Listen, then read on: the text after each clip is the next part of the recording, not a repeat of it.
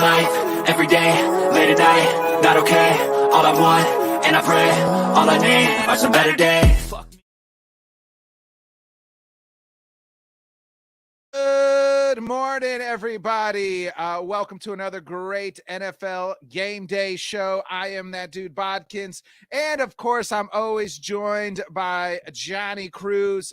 We are missing our third person, Tanner. Got some family stuff. Actually, I'm pretty sure he's out celebrating his birthday today. So if you got Tanner or recovering from celebrating both. last night, Probably still celebrating from Whiskey Podcast, Whiskey Sports, drinking all night into this morning, celebrating the Chiefs, celebrating his birthday. So Tanner, we miss you. Happy birthday. If you have Tanner on any social media, shout him out, give him a happy birthday. Johnny, we got to jump right into it. Let's do it, man. You know who it is. Our very first guest, as always, Mr. Scott Cobe. Scott, what's up, my man? Welcome to Sunday. Man, it's week 13. Scott, it's like crunch time right now for fantasy. What's this like? Most people's last or second to last week before the playoffs.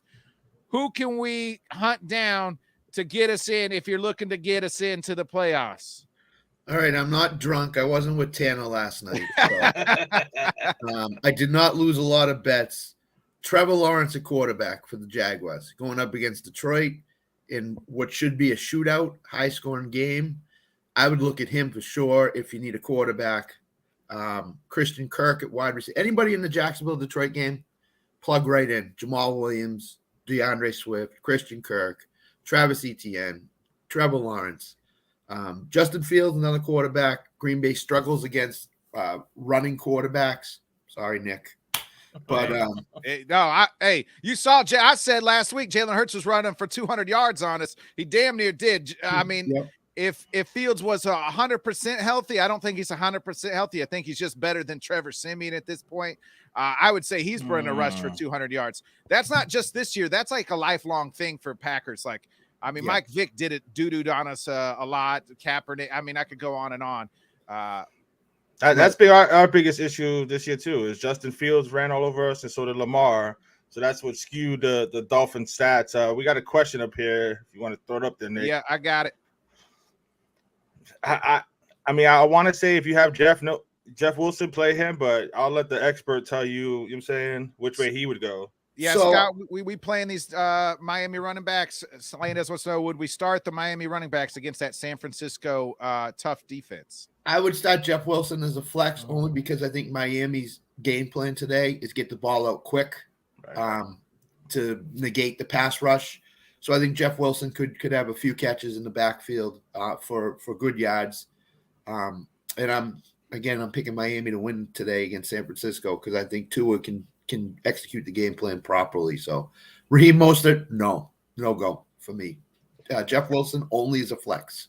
Scott, I'm in a bad spot. I have Fournette in my flex. He's questionable, kind of a game time decision. I'm gonna leave him in my flex because I like him if he plays tomorrow. But if he don't play, is there somebody I can go get quick on the waivers for that game? So Zonovan Knight is one. Oh, nice. That you could get. He's the only waiver wire running back I would play today. The other ones, the Pittsburgh guys, Najee's playing today. Well, I'm looking at tomorrow's game because that game's on Monday night, so I have to leave Fournette in my flex. And then if he doesn't play for tomorrow night's game, who should I go get? Any flex player out there? In that game? Yeah. Russell Gage if he plays. Julio Jones, because I think Brady's going to have to get this out quick tomorrow night because he does not do well against New Orleans. In that game, also for New Orleans, I would look at Jarvis Landry as a flex. I would look at Mark Ingram because Kamara's been struggling. I don't know what's going on with him. He supposedly is banged up. He's playing, but I don't think he's going to be 100%. So those guys right there. Rashad White's probably taken. Yeah, he is. Guy already tried to. I tried to make a trade for Rashad White, and the owner told me to go F myself. So, but I think Jarvis Landry could have a pretty solid game based on what Andy Dalton's going to have to do. I got a question for you, Scott. All right, now besides the normal stardom or sit 'em type guys, who's an actual like star that you actually have to like really think about it just because of the matchup today? Like, do you think about and it obviously depends on who you got on your bench, but do you think about possibly sitting Dalvin against that Jets front?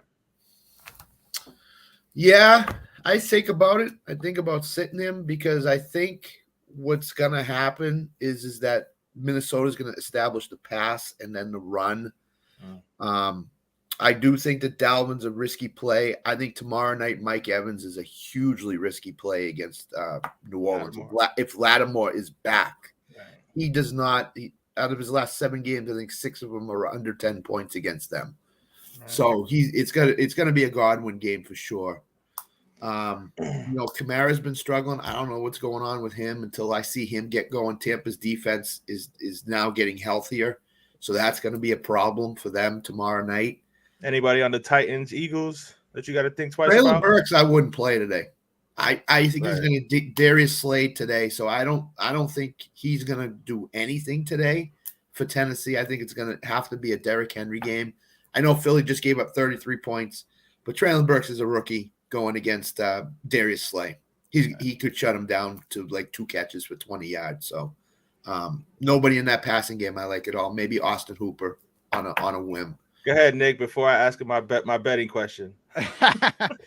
Njoku's out on the Browns as their tight end. I did pick up their backup tight end just kind of to play him. Is there anybody else that we're looking at that maybe tight end spot, or even is there a sleeper out there too, Scott, like I said, that we can snag here to get you? I mean, Cruz, this is where you got to win this last week or two to get in. Yeah, I would say Foster Moreau is the top of it, top of the sleeper. For anybody that picked up Jelani Woods, don't chase the points from last week. Just don't chase them. You have to see it consistently to do it. But Foster Moreau is one. I would say Juwan Johnson, but he's out today, out tomorrow night. So Adam Troutman could be a guy that you might want to pick up. He's going to be basically the only tight end in town for them. And maybe Taysom Hill gets some run as a tight end tomorrow night. Maybe, not sure though, but Troutman, Moreau, Noah Fant in Seattle could be another guy that could pay off dividends for you. So those 3 guys. All right, my betting question is, I'm seriously thinking about betting the Dolphins. Do I just take the points or do I go with the money line? Like, I think Miami wins the game, but do I just go take the points? I would. The way I would do it is I would go with the points, and then I would sprinkle a little bit of money on the money line. Okay, I'm in full agreement with you. I think the Dolphins are going to win today. I really do. Debo is banged up big time.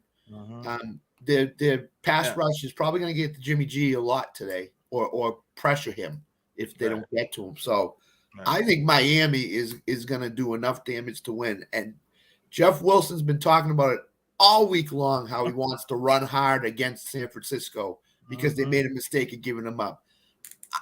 Everybody's down on him this week. I think he could get you 12 to 15 points in fantasy, and I think he could be a difference maker for that team. So, and Tyreek's going to go. I think Tyreek is going to go crazy today. I think they're going to get him short passes, and he's going to create a lot of yards after the catch. So, and I wouldn't be surprised if Mike McDaniel uses them in sweeps and stuff like that. Like I think he's got some stuff up his sleeve for Kyle today. They are a total mismatch for any defense. They are way too fast for a lot of defensive backs. So, yeah, that's plus 4.5 for the Dolphins. So, I took the Dolphins, and here's a little parlay, Scott, I put together. Because I think I took the Bengals money line, I took the Titans money line, and the Dolphins money line. 3 kind of upsets that I think I just have a good feeling today. It was quite the plus there. So I took all 3 on the old parlay. So Johnny, the Dolphins probably losing. Sorry. I was about to say, bro, I got all 3 of those written down, Nick. And now I'm worried. Now I'm worried. Hey, I got all 3 of those written down. I gave him the Watkins KOD. And the other note is Joe Mixon's not playing today. He has not cleared the protocol, so he is out. So it's Samaje P. Oh, God, I got to change. Thanks, Scott. I have him in my fantasy lineup. Thank you for letting me know that. Yep. So it's going to be an all-out aerial assault for the Bengals today, I think. So Joe Burrow, if you're playing DFS, put him in. Cincinnati KC could score 85 points today combined. So. Oh, Scott, any other little tidbit before we gotta let you go and move it on? No, just I know it's crunch time. I know everybody's in the playoff race. Don't overthink things. Just start the players that have got you here. I know if you're between Mike Evans and Zay Jones, I'm starting Zay Jones over Mike Evans today. Nice. This week, so. All right, bro. Let everybody know where they can find you at, bro. Twitter handle is SJCobe1, and I'll be on I-80 Sports. You know, I'm on there 3 times a week in the ESBC betting podcast. And I think I'm on Nick's show Wednesday night, so look forward to that as well. Yes, It will sir. be. Yes, sir. That's gonna be fun. That's definitely going to be fun. Yeah. So. Appreciate you, All right, Scott. Sorry, I was checking out the fantasy line. Thanks, John, for Thank covering you, all the. bro. Be safe. Have a good week. I'll see you guys Wednesday night. All right, bud. See you, brother. Yep, take care. Hey, Johnny. Alan, you speaking- ain't lying, Alan. You got me nervous, man. You got me nervous now. Hey, speaking of the playoffs, Johnny, a guy whose teams are riding high, and go ahead and crown him the NFC North champs. Our next guest is Vikings Purple Pocket podcaster. Welcome to the show. Thanks for joining us this morning. Yeah, appreciate y'all having me, man. Don't mind if y'all hear my daughter in the background. She ain't gonna give me a break. You know what It's I all mean? good, man. We all got families. All good, It's my all friend. good. This is But yeah, I appreciate y'all fellas though, man. I like what you said, man. Go ahead, crown us, crown us. As a Packers fan, I have asked Johnny. I have buried my Packers deep, not even just 6 feet, about 12 feet, and then some. They stink. The Vikings are riding high. But my question, obviously, it comes back to the quarterback. Is this team? To me, the team is behind Kirk Cousins, but is the fan base finally behind Kirk Cousins? It's still 50-50, well, I'll probably say 60-40. You got some people that just love Kirk Cousins regardless of what he does. I'm on the side where I think we should look for the future. I don't think Kirk Cousins can get us over the hump, but I do believe in the personnel, man. So I think I think Kevin O'Connell was the right move for Kirk Cousins. You know what I mean? I think it's showing, and I mean, I'm okay with it right now, but I do want to look into the future, man. I'm ready to maybe take our guy this draft coming up, believe it or not. Like, at least try, get somebody young. But we'll see what happens, man. I'm not as confident as some people are with Kirk Cousins getting us. Don't feel bad, bro. That's most fan bases, bro, are 50-50. I mean, I'm in the same boat with you as a Dolphin fan as far as that's concerned. But I was gonna ask you about your coach, man. He's doing a hell of a job. I ain't gonna front. I've been, I've been kind of not hating because I don't like to hate. But I haven't been a big believer in the Vikings. But a couple weeks ago, I was like, they win in close games, but I got to give them their due. You know what I'm saying? Good teams win close games. So, the record is what it says, what it says you are. So you got to start giving them their props. But you got a good defense that you're going up against today. You think, how you feeling about your coach and the scheme that he'll come up with today? I think they're gonna get their yards. We have the evidence that our defense just bend don't break, so we're gonna allow them to throw the ball for sure. But I'm not worried about Mike White though. I think Mike White's gonna come back down to earth. So we'll see what happens, man. I definitely got us with the dub. Today, and I know y'all probably asked the score prediction, so I'll keep that for later. But yeah, hey, I got us winning this game, and I think it'll be a well-coached game for us on our side for sure. Nice. The matchup to look at is Sauce versus JJ. How much do you think Sauce will be one-on-one with JJ, or is it more of like, hey, he's not going to shadow him, we're going to play a lot of zone? What do you think what do you think's going to happen there? Watching Sauce, I don't think he really shadows. I think he just stays on the right side of the field, looking from the offensive side, the right side of the field. So, but you never know. I hope they would shadow JJ. I hope they would let him shadow JJ, though, because that's exciting to watch. That's what football is all about. You want to see those type of matchups. And I praise Sauce, man. Sauce is a savage. His numbers don't lie. And I think it might be a struggle for JJ, but we'll see what happens. Hopefully.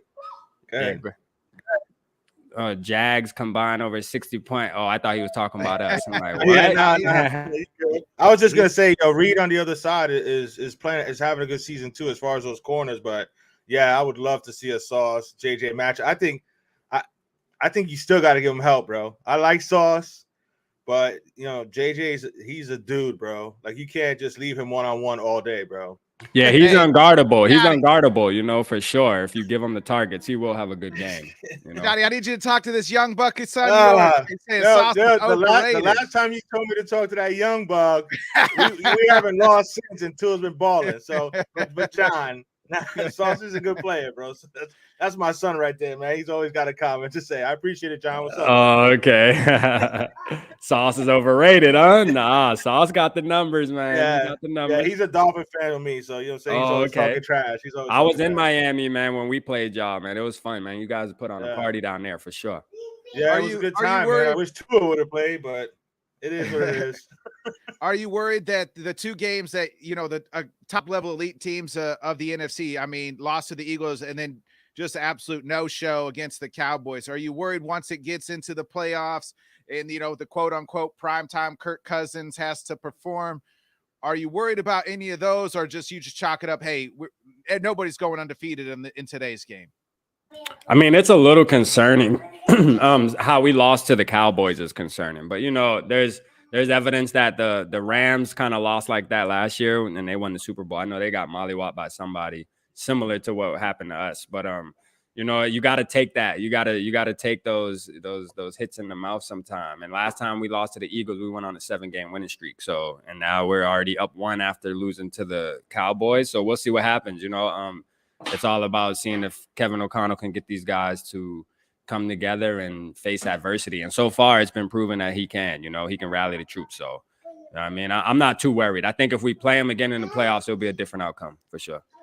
You made a comment about not being a true believer in Kirk, and you think you should go for your future, maybe in this draft or the next one.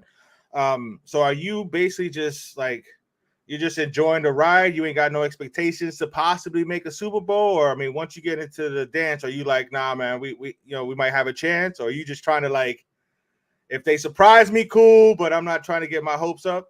Yeah, like that. If they surprise me, cool. I just think Kirk Cousins, man, when it's going to come down to the nitty gritty, like, I got us as Super Bowl contenders, but I just think Kirk Cousins, when it comes down to the nitty gritty, man, he will crumble. I don't know, man. It's just the evidence is there. Where's that at? Is that the NFC Championship game, the Super Bowl, or is that first? I guess if you get the bye, or what the first game of the playoffs, so whether it's the bye or that wild card weekend. I think we'll win round 1, because I'm already made my mind up that we're probably going to be the 2 seed realistically, and I'm okay with that. You know what I mean? It's good to get KOC's first playoff win out the way. So, I'd rather play Washington Commanders. I hope Washington just keeps handling business and we just stay where we're at. Obviously, I want to see the Eagles lose, but I'm not too worried about fighting for that 1 seed. You know what I mean? Like, I'd rather just go ahead and get down to the nitty gritty. I think Kirk can win that game. You know what I mean? I think it's going to start getting sticky when we have to play an NFC Championship game or the Super Bowl. But I'll take it, though. If we go to the Super Bowl and it happens, I don't mind, as long as we make it to the Super Bowl. Are you sure about that? Your team has been to a few of them. So we're 0-4. Somebody asked me last night, man, shout out my boy SK when we did a show. He said, would you rather lose in the first game of the playoffs or make it to the Super Bowl and lose? What would be more painful? And I said, I'd rather go to the Super Bowl and lose. At least we can experience going to the Super Bowl and stuff like that. You know what I'm saying? So I'm taking Super Bowl all day, man, regardless of the you've been to the NFC Championship game quite a few times. Right. Last time against the Saints a few years ago? Yeah. Then the Eagles. The Eagles, that's who it was. Yeah. And then who was? And then we did go to the NFC Championship with Brett Favre against the Saints. Yeah. Yeah, against the Saints. And Morton Anderson before that, the Falcons, and back when you guys had 1 loss that year. That team that might have been for me Randall and company. I thought, man. Randall, Randy Moss, Robert Smith, Chris Carter. Chris Carter. Man. Yeah, that team was a squad. Julius They had Randall on defense. Fake ass dirty birds. I would be upset, man. Yeah, I like Jamal Anderson and everything, but come on, man. I was like, come on. I wanted to see them in the Super Bowl, man. Yeah, looking at your guys' schedule, I think if you get past really today's game, which you're favored at -3, and then next week you got the Lion. You go to Detroit, and right now the line's 2.5. But then it's the Colts, Giants, Packers, Bears. So Ooh. what do you guys what's your prediction the rest of the way? I mean, because I only see maybe one loss, if that. I think you guys could, but it seems I was to me about to say, Minnesota yo, I really think they plays can run with the level of table, bro. competition. Yeah, I think you can, but Minnesota tends to play with the level of competition. Facts. Yeah, I think if we handle business today, then we're going to run the table. So today's the game that's up in the air, only because we struggle. And going back to Kirk Cousins, he struggles with defenses like this. You know what I mean? They're feisty, man. Like the Jets really are serious. They real, bro. They real. And it defense, shows that their defense is coach, real. exactly, like their coach, it transitioned quickly. Like him coming from San Francisco, and then now he has those guys flying around playing with confidence, man. You know, and today's gonna be a tough game, man. It's gonna be a gritty game for us. I mean, we always Vikings fan, we always look for us to put together a complete game, offense and defensively, but we just come to realize that the Vikings are going to make it interesting. Like it's going to come down to the last drive regardless. So that's why I have it as a close game. But if we win this game, though, to answer the question, I think we're running the table and we will finish the season with 2 losses. I say they have a horseshoe up their ass because it seems like they just played with level of competition, no matter who it is. They could be playing the Texans today and it would be, 17-10 on and Kirk Cousins leads the team down or something, like I'm telling you. Then they could go, then the next week they're going to go play, somebody that's, the Chiefs and it's 35-34 or something like that. And they somehow win that game. Like it's just, they play with the level of competition. That's what scares me about this team. Because good teams know how to put their, stomp on somebody's throat. Exactly. And Minnesota has yet to do that in my eyes. And I'm not being a hater as a Packer fan. No, you're speaking the truth. I mean, realistically, the only game we did that this year was against you guys. Was to the Packers. Yeah, we won. Like that's the only game where we went, from beginning to finish and kind of just kept control of the game, But if Watson wouldn't have dropped that Watkins wouldn't have dropped that touchdown. Watson. Yeah, it probably would have been a different story too, because I mean that would have changed the momentum. But it is what it is. That guy's coming around too, man. To let you know, like, he's gonna be a savage. Finally, he's gonna be a good player. He's gonna be. He's already gonna be a good one, Nick. We'll see. Hey, yeah, you ain't high on him. I'm my bad. A lot of us attended that funeral, bro. So, I'm not. It's not that I'm high on him. I call him Mr. Glass because he seems to always get hurt. He actually put 3 games together now where he hasn't been hurt or banged up. So I hope so. Like I never wish bad on any player. So I'm not like putting my chips in the table and saying that's a dude yet. Like when Justin Jefferson was drafted, that's who I wanted. I said that's a dude, and I knew that was a dude from day one, day one, and continues to be that dude. And I mean. What's your thoughts on Justin, the whole Diggs Jefferson deal to even kind of loop it all back together? Oh, we won that for sure. I mean, I don't want to take anything away from Diggs, but Diggs' character is what gives JJ the edge. You know what I mean? Because Diggs is kind of still a prima donna wide receiver, man. Like he still comes from that era where he wants the ball. JJ wants the ball too, rightfully so, but he more wants to win more than anything rather than getting 150 yards and 2 touchdowns. He'll take 30 yards and as long as we get the dub, he's celebrating with the team, where Diggs would walk off the field if he's not the one catching the touchdown and stuff. Just things that you pay attention to, man. And I think we won that trade for sure. But both teams worked out though, so I'm sure the Bills feel the same way. Like, hey, we won that trade too. So. It is what it is, man. JJ's going to be the best wide receiver in the NFL if he's not already. If he's not already, bro. It's him and Tyreek, bro. Yeah, that's in a my fact. opinion. Yeah. Oh, I don't know. Who? Justin. I mean, Diggs is good too. Devontae Adams he's not having the numbers that he. I mean, they all top 5, but they're all like in the same category, right? Between Tyreek, JJ.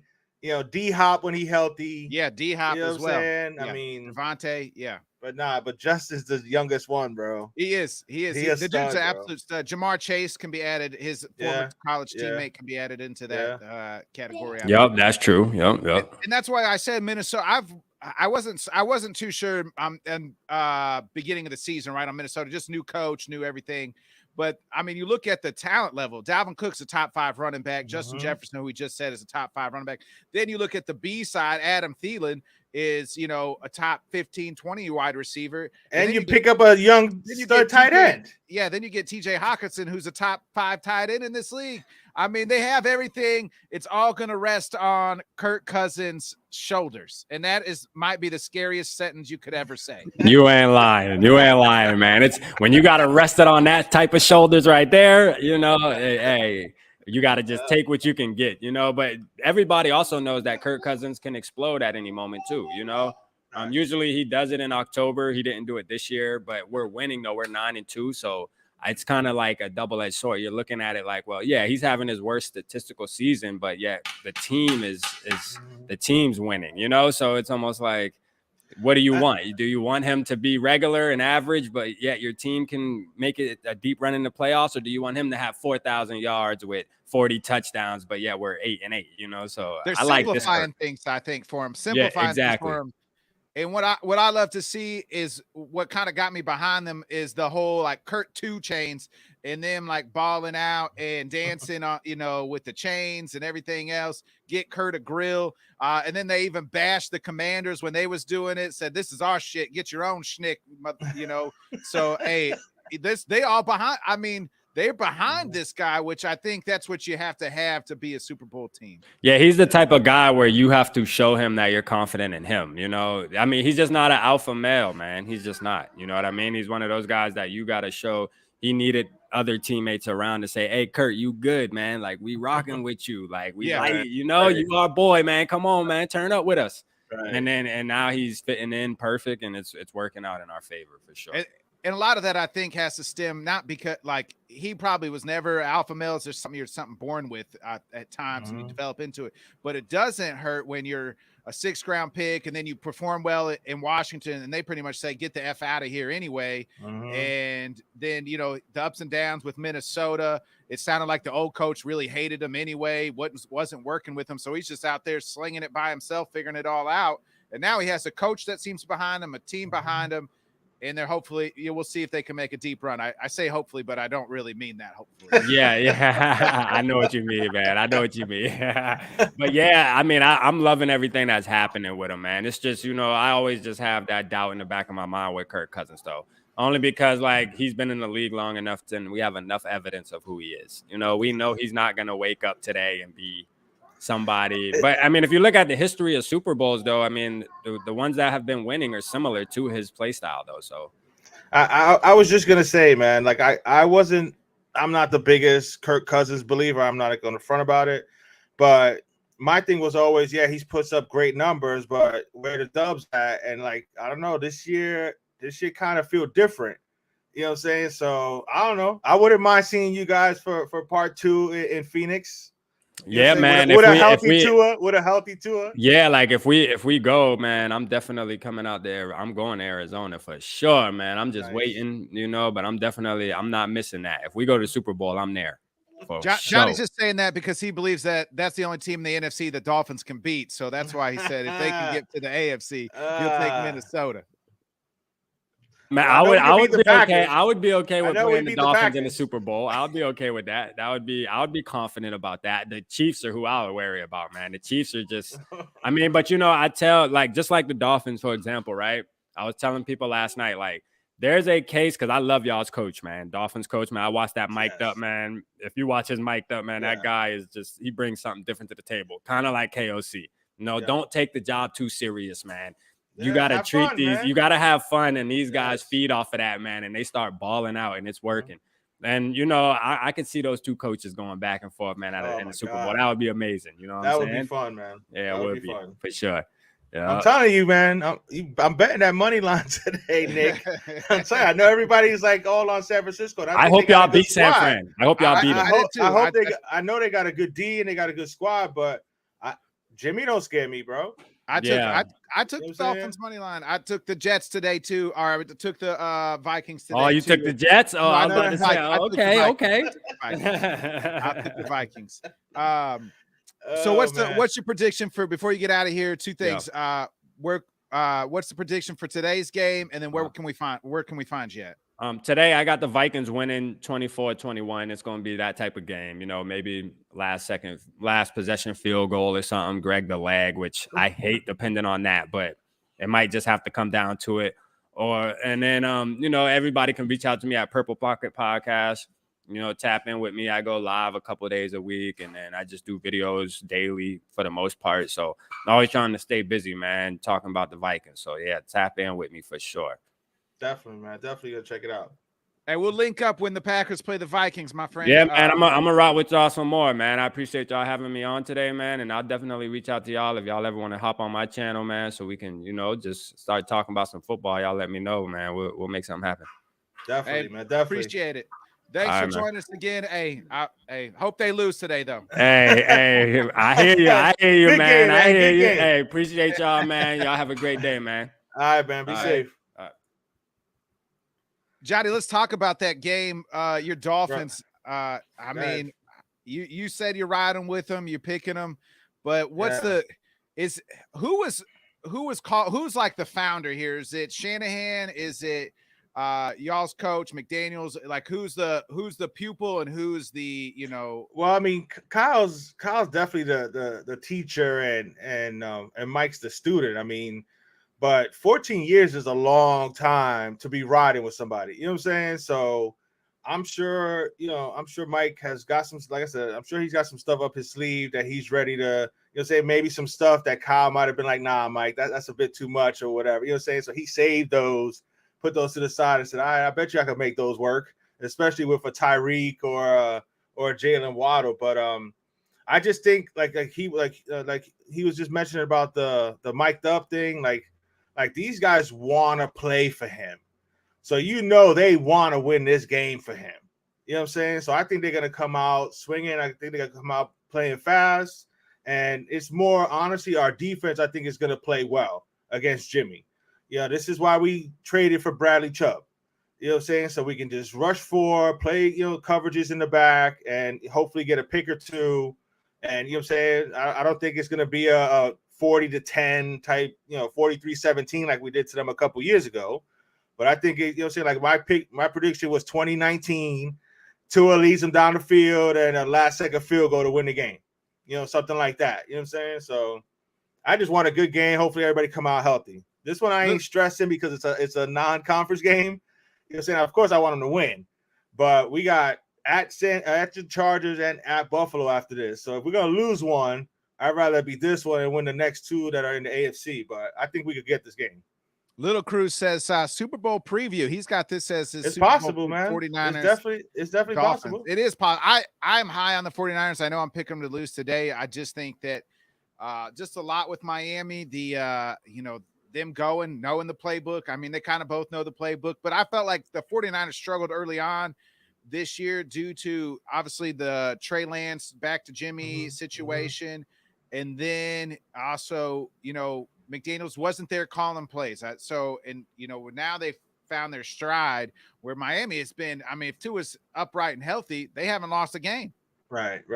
And I think a little bit of an advantage that Mike has too is Mike knows that defense. You know what I'm saying? He practiced against that defense every day and against Miko Ryans and that, you know what I'm saying? So I think that's a little bit of an advantage for Mike McDaniel as opposed to Kyle. Kyle knows our defense firsthand because, like I said, we put it on him a couple years ago. But Mike McDaniel actually knows and went up against this defense. He was talking about Bosa and was like he wasn't even trying to give him any kind of bulletin board material, bro. Like he had nothing but love and respect for Bosa, which he should. I mean, he's a stud. You know what I'm saying? That's my one thing. If they are able to put pressure on Tua and our offensive line crumbles because Armstead ain't gonna play. I don't think he's gonna play. I don't think he should play. Playing. Yeah, he's playing. But I mean, that was the last I heard. Yeah. Yeah. I mean, but that's my one fear. If that defensive line causes havoc, you know what I'm saying, and Tua can't, because he can get it out quick. But if they blow things up and they completely slow us down as far as offensively like that, then you know what I'm saying that it may be a long day. But I think it should be I think it's gonna be a fun game, man. I'm looking forward to it. Yeah, Little Cruz is saying Wilson was there 3 weeks ago, so I mean, there's another. Another. How about that? They make that trade, and then because they think Eli Mitchell's coming back, and now Mitchell's out for pretty much the rest of the year. Yeah, that they felt that one right there, man. That was crazy timing on that. You know what I'm saying? I mean, just when you think you got a a squad of running backs that you can get rid of one. You know what I'm saying? You wind up losing injury. I mean, we had the same issue with corner. You're saying like we've been losing corners like crazy. So, we got this undrafted free agent, Kader Kohu, who's been holding it down for us from jump. So, I mean, that it just happens that way sometimes, man. But I see we got our next guest here, man. So let's get it going. Yeah, it may not be a big game, but it might be the storyline of the day, right? The return of Deshaun Watson headed back to Houston, the scene of the crimes. And I say crimes, Massage Watson returns to the scene of the crimes. And we welcome in big Texas fan, Carlos. Carlos, what is the scene like right now in Houston, Texas, as Massage Watson returns to the scenes of the crimes and ready to take on the team that drafted him and massaged him? Hey, man, how's it going? I didn't have the mute button on today. Huh? Everything was good. What's up, man? What's up, y'all? How y'all doing today? Chilling. Good.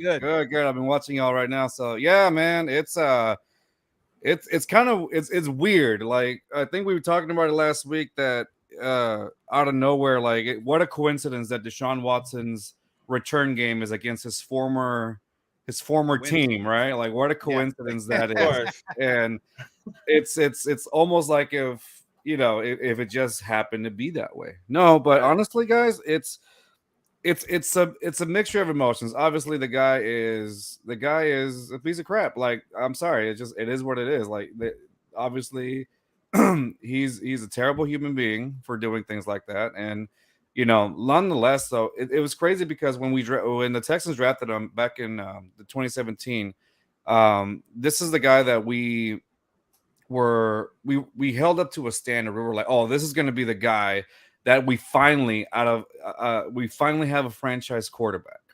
Finally, we have a team. We have some pieces around. We had DeAndre Hopkins. We had some guys, but we needed that quarterback. And when we got Deshaun Watson, I figured, oh, this is going to be great. It's great, awesome, And there was a time when I felt like it was going to be the Chiefs versus the Texans for the AFC. Like that was going to be the new thing, and, obviously with everything that happened, it was just like a big letdown. It was a letdown. Really, after that, what was it, 28-3? What was it? Yeah. You guys were up 21-3. It really snowballed. Everything went downhill after that, right? That was like, that was the peak. Up 21-3, looking to go to the AFC Championship game. And then after that, everything snowballed and continued to get worse. Traded D-Hop, traded for Laramie Tunsil. Isn't that what you tried? So, Yeah. So thank you. Shout out Bill O'Brien. Right. Jack Easterby comes to town. Jack Easterby comes in. Yeah. No, exactly, dude. Like it was one of those things where everything was going right for the Texans, and up until there's actually a meme out there where it says for us Texans fans that we've been sharing, it's like it's like a freeze frame of that moment right when the Texans were up, and it says, I haven't enjoyed Texans football since this particular moment, because it all went down. It went downhill. Like it's like Bill O'Brien tried to get cute with his plays, and he had a trick play, and then he had Justin Reed run it, and I was like, what is happening right now? Like after that, it all went downhill. Momentum shifted. Chiefs won it. And bro, I remember watching that game and thinking that same thing, because I liked Watson out of Clemson. Yeah. I was mad that you guys got him because I was hoping that Miami can do something to get, because we needed a quarterback. But yeah, man, when I saw 20, I'm like, yo, this Deshaun, he's for real, man. Yeah. And then that play, when I saw that play, I was like, yo, why are you even messing with it? You know what I mean? Yeah. Just try to stomp him out. You know what I mean? Yeah. It was the same thing. Like it's because that was the biggest problem. That's why we don't like Bill O'Brien over here, because of that. Like this dude was synonymous for doing plays like that. Like there was I don't know if you guys remember back in 2017, like the Deshaun Watson, like when he came in the season, right? There was two games that were very pivotal. One against the Seattle Seahawks when Russ was still there, obviously, and then another one against the Patriots, right? So those were games that were like really fun to watch because it was back and forth. Like we went to Seattle and then we made, we went toe to toe with Seattle, and I think we lost that game. I think within the last I want to say the last few minutes, maybe like a minute and something remaining in the fourth quarter, because of game time management, and it was used. It was horribly used by Bill O'Brien. And then I think later on the Patriots game, we went to Boston. Well, not Boston, but wherever their Gillette Stadium New is. England, We went there, England. and we went toe to toe again with Tom Brady, and we ended up losing again in the last like few seconds because they gave Tom Brady the ball back. Was that the game where they wore the Letterman jackets, or was that No. That was a curse. That was a curse game. Yeah. Okay.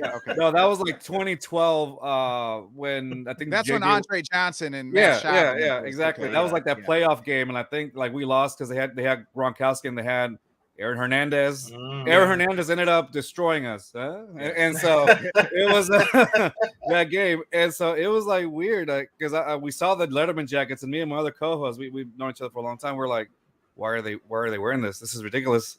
And ever since, again, there's so many things that this team has done to kind of make us where we are today. Put us in this position where we are today. So yeah, it's Carlos. Hold on. Young Vision, I see your comments. We'll get to those questions in just a minute. We got to bring in we're getting the Texan side of what it was like to get rid of Deshaun Watson, the snowball effect. And now we got to get I don't really know if you want to say positive side, but the team that's starting them today, we got to get their side. Give it up for Wojo. Wojo, thanks for joining us, my friend. welcome, Wojo. How's it going? Hey, wow. What up? Good morning. Good morning on this lovely Sunday morning. You guys are talking about Deshaun Watson's return to the NFL. That was that's been a fun year of crazy. Wow. I was so, you know what it was? It was nice having the not having to talk about it for 11 weeks. Now all of a sudden he's back and it's like, oh, this is a story. Yeah, it became an ordeal now. Like this really happened. Yeah. So can I ask, Wojo, like I'm wondering something for you. Like I had a guy on our podcast that is a big diehard Browns fan, right? And we were talking about this.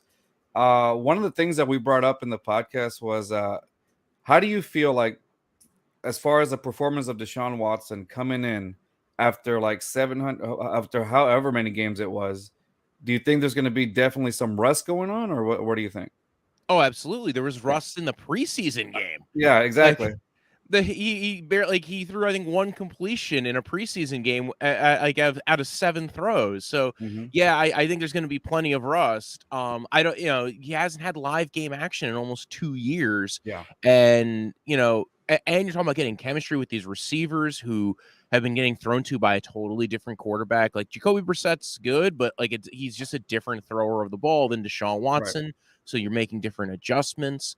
Now they've had time to acclimate in the offseason to get used to that a little bit. But I mean, even the first couple of weeks, we saw how sloppy offensive football was the first couple of weeks of the season. Now you're just plopping this dude in the middle of, basically not even in the middle. We're already 2/3 of the way through the season. Now he's got to go ahead and get used to game action. Didn't play at all last year. Yeah. It sat there, and then this year has been suspended for 11 games.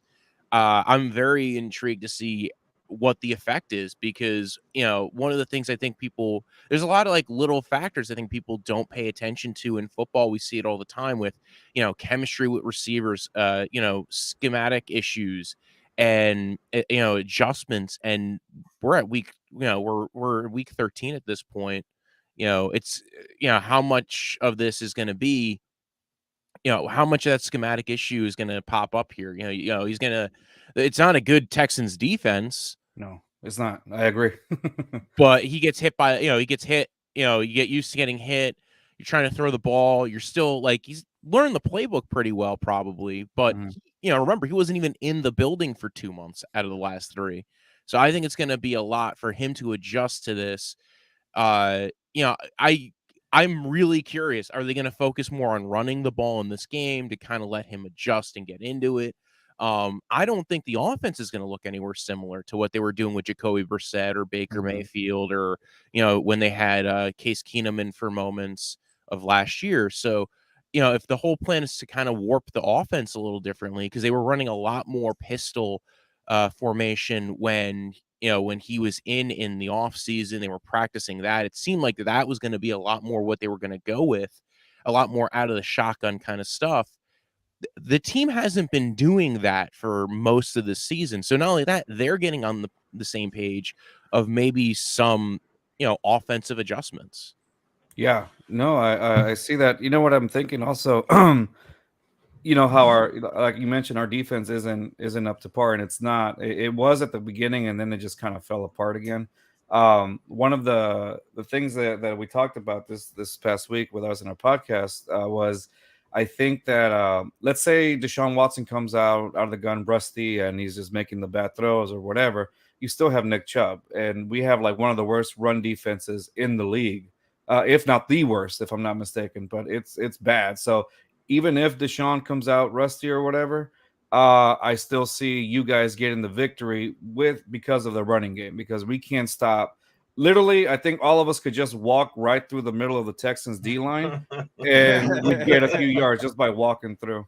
Yeah, but the problem is the Browns also said, hey, let's also not have a run defense. Right, I heard about that. Yeah, I heard. And we got Damian. Like, their run defense might be worse. Like, you guys, we might be one of the worst. Yeah, like, hello, Miami Dolphins was called up. I think our defense is worse. How about that? A lot of Pearson Chubb today. Who can't stop the run? That's going to be it. Damian Pierce is like, wait a second, man. I've been jammed up the last 2 weeks. Yes. I want to break one out. And guess what, man? Browns, their D tackle situation is gross. Yeah. They thought like, hey, we'll kick it to next year. Wait till Deshaun plays the whole year. We'll save some money by switching to Geico, and then like we'll go ahead and bring in some D tackles, maybe. Or they just don't believe in run stuffing D tackles. That could also be the situation. I don't know. Yeah. But whatever it is, like their interior D line the last 2 years has been an issue. And last year, the only saving grace was a guy named Malik McDowell, who was drafted in the second round by the Seattle Seahawks and then was on something last summer and like was drugged up and was wandering around naked in the middle of Miami or whatever. Somewhere in Florida, might not have been Miami, but dude was a really good run stopper. And, they get to this year and they're like, we're playing all the young guys. And all the young guys have not been very good. So, and run stopping D tackles, I think that, the value is going to go up on them because it keeps your linebackers clean. Right. And, they have a lot of good, quick linebackers, but they, like Jeremiah Owusu-Koramoah is a really fast linebacker. But if you're already getting up to him on the second level and you're blocking him off, he can't do what he needs to be able to do. So, right. They were sometimes able to scheme it up with the linebackers. They were sometimes able to use Anthony Walker, and he was a very bright linebacker. I think he helped kind of cover up some of that. And so same with Sione Takitaki, when they had the two of them in there on certain downs, they can kind of slow down the run. But it just hasn't been what they were expecting. And, after losing Anthony Walker earlier this season, I just don't think they've ever been able to really stop the run. Jeff Wilson had a hard time running against the Houston Texans. He had no problem running against the Cleveland Browns. Yeah. Sorry, my son with the jokes. My son with the jokes. Hey, Woj, what's the expectations with Deshaun the rest of the season in this Browns team? I know a lot of people just were hoping Jacoby could get him to 500 and maybe the playoffs. So they only got 4 wins here. What's the expectations with Deshaun going forward? And is the defensive coordinator in the offseason going to be the sacrificial lamb for the miserable season? Or are they just going to chalk it up as we just didn't have our quarterback? So with the defensive coordinator, Joe Woods, it was weird because they were looking good last year at certain points. I have issues kind of with some of the I don't know if it's that they're not playing guys in the right position or some guys just don't like. There's moments where you watch it and you just go like, maybe they think so John Johnson III was such a weird situation because like he came from the Rams and he was really good with the Rams, but he was used a lot as kind of a rotational guy from free safety down to strong safety, really good at taking out tight ends. And they kind of used him a little bit like that last year at the end of the year. So they were able to start adjusting with him. And then you come into this year and he's back a little bit more at free safety. But he's just whiffing on tackles. Like it's not like, okay, he's been bad in coverage. He really has been bad in taking angles further away from the line of scrimmage, even when he's been close to the line of scrimmage. And I don't quite get what they're expecting with him. I don't know if that's been the big deal. They lost Anthony Walker earlier this season. The D tackle situation has been kind of gross. The corners have been kind of a weird situation because Denzel Ward, a guy who they just paid a lot of money to, didn't play very well in the beginning of the season, then got injured, didn't play a lot this season. But they have a young guy in that they just drafted, and I think he's been very good. The guy they drafted in the third round, playing outside corner, and I think he's been playing very well. But like they've been trying to use Greg Newsome more in the slot. That hasn't been the best place for Greg Newsome. They got rid of Troy Hill. They traded him back to the Rams, and that was a guy who was pretty solid for them in the slot last year. I think they were trying to get cheaper and try to save money and know that this year was probably going to be a punt year. But I think they're also looking at it as like, okay, it shouldn't be this bad, Joe Woods. It shouldn't, and I don't know. I don't know what's going to end up being the situation because I know they lost a couple of games because of coverage busts. You look really early in the season. There was the issue where some of the guys didn't know if they were in cover 2 or cover 4, and that's how they lost. I think it was the Jets game. Corey Davis got a huge touchdown off that. So if you're having those kind of communication busts and it keeps on going even deeper and deeper into the season, I really like Joe Woods. I thought last year he had this defense kind of ringing, but they also had all the talent in the world on defense. Well, I was just about to ask, is it so you think it's more of a personnel thing than a coaching thing? Here's the thing. I don't know because if you can only do well when you have all the talent in the world clicking exactly what you need to do, then you're not that good. Yeah. You might not be that good of a defensive coordinator. You look at D'Amico Ryans over in San Francisco, and you look at what some of these coaches are doing, and like there's a bunch of no-name guys all over the defensive line, the corners, and they're producing way better than anybody else, even if they do have stars all over the place. But you might be right too. It also could be the personnel. It might be, listen, if they had better D tackles, the linebackers can play off. They can run different coverages. They don't have to worry about trying to, really try to stop the run. You might be able to play a different coverage, and you might not have to be mixing up your coverages so much. There's a lot of things that go down the line. There's a lot of investment in some of those teams on defensive tackles and third string, even the third string edge rushers on some teams. And yeah, you might not have a lot of, investment at certain positions. Linebackers usually linebacker was a position the Browns were thought to have not cared about until they, gave money to, gave another $4 million. They gave $4 million last year to Anthony Walker, which isn't a lot of money for your linebacker. But then they brought him back. They had Jeremiah Usu-Cormo they spent a second-round pick on. So it looked like they were like, okay, linebacking core looks kind of cool. It looks like it's working. But I think there's a bit of both. It's a question of, I really think it comes down to what were they expecting. Like, there's a lot of times we want to make we want to say from the outside what we know of, like, oh, this is bad, they should be out. Well, who screwed up here? Was the screw up on Joe Woods' part, or was it on, hey, you guys didn't invest in the D tackle room for the last 3 years. We have nothing invested on that D line except for Myles Garrett and Jadeveon Clowney, and then a whole bunch of 3rd and 4th round picks that really haven't panned out. There's not a single top 75 pick in the last few years of that was invested at D tackle. You're looking at guys like Alim McNeil for the Detroit Lions. That guy is come on his second year very well. That was a guy who was available at a certain point in that draft that, they could have taken. So, there's guys who are available on day 2 who develop pretty well. Is that the question? Is it that, hey, maybe they were kicking it this year and they were hoping to get some production out of the young guys? You look at the safety room, Delpit's been kind of hit or miss. John Johnson's been hit or miss. Ronnie Harrison, they brought him back. I don't think they think, more as a reserve role. And then the linebacker room's had a lot of injuries. Corners had a lot. I think my bigger issue is the corner room and their plans for the corner room and how that discussion went on behind closed doors, because you got rid of Troy Hill. Okay, well, but like he had a good purpose on your defense. He wasn't that expensive. He was playing good as slot corner. And now, again, he's had injuries this year as well on the Rams, but you don't know that ahead of time. You're trying to wedge, Greg Newsome into the slot, which, he played there well at certain points, but like okay, now we're going to put our first round pick into the slot. We're going to put our third round pick outside corner, which might be the future of corner in the NFL. I have no idea. Again, things adjust, things grow. And I also think they weren't expecting Denzel Ward to be injured, but the run defense thing has been so bad for them. If you can't stop the run between the tackles, they're able to get 5 yards, a burst. It doesn't matter anymore. Facts. Hey, Woj, we'll get you out of here on this. Tell us where we can find you and give us a score today. Well, you can find me at BROJO. Death is in the end of life. Punch, like a delicious drink you drink in the summer. That's Brojo Death Punch.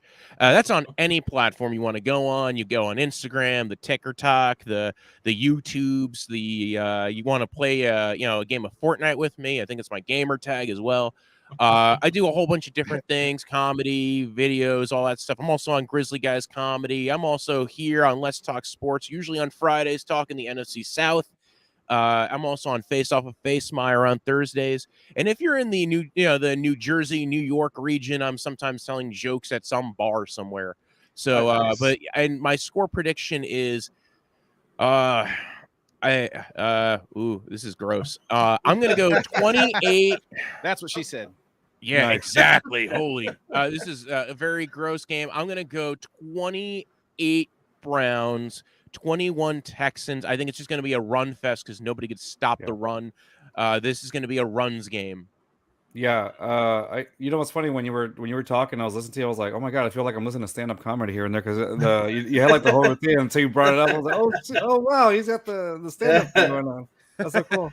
Oh, nice. I'm glad people could catch that. Oh, I've had that before. I went on some Browns podcast a couple of years ago. I was like, dude, you don't even sit down. I went on his podcast for 2 hours. He's like, you stood the whole time. I'm like, that's just been it keeps the energy going. It keeps me not. I was able to talk for an hour and a half on his podcast, not shutting up. And he's like, dude, this is great. I didn't have to say a word. Just invite you on, mate. But it's been great coming on. I appreciate you guys coming on. I hope whatever team you're rooting for, it all works out in the end. All I can tell you, bro, is either way, like, I feel like if we lose, we're good because we're getting that first round pick, and then we're hoping that you guys lose right after because we're getting y'all's pick too. So yeah, like, it doesn't matter if you're. I'm like, it's me right now. You're all Carlos is chilling. Carlos is chilling. Yep. Hey, tie. That's what you want. You want a tie, right? Well, let's tie it up. Does the tie help? I don't know if the tie helps because the tie sometimes screws you over in that order thing. Yeah. You want to lose. We all want to lose. That's all we want. But I'm okay with the losing part. Top 10 picks. Yeah. Carlos, all right, well, Los, let them know where they can find you, bro. Well, he already did. We'll be at how do you call it? What is that? No, go ahead.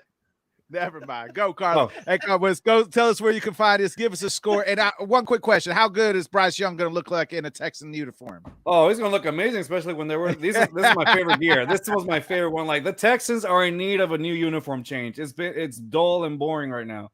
The only kits that we have that are good is like the color rush that they're going to wear today, and then I think the battle red, because I don't even like the white jersey with the red numbers. I think it looks kind of tacky. But that blue one, the original blue, that's got to go. Like, they did apply for a uniform change. I think Cal McNair did. So hopefully we get to see something coming up. Especially, like, I know I heard the Seahawks are bringing back their 90s jerseys back, I think, next year. So with this whole bunch of uniform change, I'm hoping that we get in on some of that. But nonetheless, I want to say if you guys can find us on Twitter at JustFans22. I know it sounds dirty, but it's really not. At JustFans22. On the what did you call it? What'd you call TikTok? Oh, the Ticker Talk. Yes. Yeah, the Ticker Talk. You can find us on that Ticker Talk, Tickety Talk, whatever you want to call it, at JustFans2022. And of course, our YouTube channel. We're there, and we're on Good Pods again, and there's a bunch of things we're doing. So next week we're gonna be in since the Texans play the Cowboys once every 4 years. I'm gonna be up in Fort Worthless, Texas. That's right. And we're gonna see how that goes with so that should be fun. Cool. All right. Well, thank you guys for having me on. I appreciate it. It's always a pleasure with you guys. All right, fellas. Enjoy the games, guys. We'll do. Good day. Thank you, man. All right. All right. Hey, we got both of the takes of the Massage Watson side there. We're going to move right along. We got to get, they always say you got to have your obligatory cowboy talk. on every show that you do, because the Cowboys move the numbers, win or lose. And so to help us with that obligatory Cowboy talk, welcome to the show, Ashton Nix. Ashton, what's up, my man? Obligatory Cowboy talk. That sounds like a nice podcast name. Hey, you go. Hey, I stole it from Pat McAfee, because he would always say when he was on the radio, they used to tell him he had to talk with Cowboys. So every time we talk It's Cowboys, he said, true. "There's Win our or lose, obligatory-" we Yes. sometimes when we're losing, it's painful that we move the needle like that, because we have to relive. We can't watch ESPN or anything after a loss, because that's all they'll talk about is the Cowboys losing. But Yeah. man, y'all put me on after Woj and Carlos. Like, that's a hard act to follow. It is. What's You going good, on? man? It's all fun, man. You got I want to say an easy matchup today. You got you're holding down the Don't Sunday say night the Sunday night game with Ryan's done, bro. Ryan's done. You know what I'm saying? If it wasn't, can we all agree, if it wasn't the Cowboys the Colts were playing, they would have flexed that game out? Absolutely. Like if it wasn't just the Cowboys, they could have absolutely, put any team in there. But because it's the Cowboys, and again, I just said the Cowboys move the needle, so Right. quote unquote. Yeah, Peter King actually said that on the Mike Florio PFF or whatever, one of them shows, that those are the two rules in the NFL. You don't move the Cowboys and you don't flex out Patrick Mahomes. Those Yeah, are I two mean, no-nos right now. I was surprised when the Cowboys were beating on Minnesota that they went away from that game Yeah. to what was it? I don't even remember what game it was. I was just surprised they took it away. That was 2 weeks ago again. Yeah, on CBS they did this. It was like the late afternoon 4 o'clock game or 3 o'clock game here on the Central Time Zone, and they was like, nobody needs to watch this beating anymore. The scene of the Can you crime. imagine whatever the Cowboys record was then, and an 8-1 Vikings team? Yeah, we're gonna go away from this. We're gonna Nobody go would ahead. have believed you. We'll give you a game that at least is somewhat close when the Steelers and the Bengals. I was like, hey, Yeah. I'll take it, because I was about to leave the house and do something else. And, Yeah. how No, would Matt you- Ryan, he seems like he's done. I mean, even in some of the games they've won, it's not like he scares you. He can't run, although he has had a couple of interesting runs this year, but he's not a mobile quarterback, which seems to be our kryptonite this year. Probably one of the most confident games of the year I have, even though the Colts beat Kansas City. They nearly beat the Eagles. But embarrassing losses to Jacksonville. They tied the Texans. It's a weird matchup, but yeah, I have all the confidence in the world that the Cowboys are going to win this game, which means they'll probably jack around and come close to losing it somehow. Yeah, I hear you on that one. I mean, the Colts are playing a little better. At least they seem a little more inspired since Saturday took over the job. So hopefully we get it at least for the fans' sake. And me and Rob with the post game show. Yeah. Hopefully we got something interesting to talk about. But this is an interesting time. Probably the better time when you have a coaching change opponent. You never want to be the first game, because it's either going to go really good or really bad. And now everyone kind of. Yeah. Yeah, because he beat the Raiders, nearly beat the Eagles, looked like he might have something going. And now they're kind of figuring him out. I think, with the whole timeout situation on Monday night last, I think that's, the Steelers, they lost to the Steelers. So, yeah. So you might have the two coaches going against each other, the worst time management coaches in the NFL. Yeah. Mike screwed up the Jeff worst Saturday. Yeah. Yeah. I'm looking at the Cowboys schedule. Can they run this? I mean, obviously you got the big game against the Eagles when the Eagles come to town. The week after that's the Titans and the Commanders. I think you can beat obviously you got the Colts. So I think that's a win. You're already minus 14.5 favorite against the Texans when they come to town. And then the Jacksonville Jaguars, you go to Jacksonville. Those are 3 should be wins. But then the last 3 games are the games that are going to, whether you win this division or not. Yeah, you'd like to think they should win those games, but everybody gets paid. It's not college football any given Sunday. Hey, they get paid in college now too, baby. Well, yeah, that's true now. I guess that's true. That quote doesn't really work anymore, but everybody's professional here. Uh, Are they? Ask Antonio Brown. well, he's not really getting paid anymore, not in the NFL, anyways. right. No, I saw a funny meme. It said FBI and Antonio Brown come to agreements on a new contract when he Yeah. was doing that. No, Oh, man.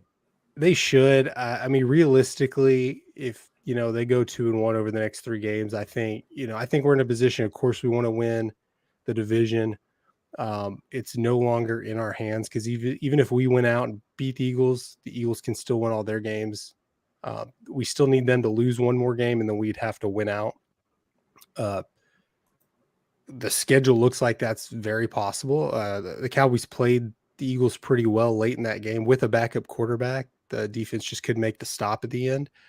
So with a Dak Prescott that has been had a few off drives in the last few games, but overall has been playing pretty well. I think they have an opportunity to beat the Eagles here at home.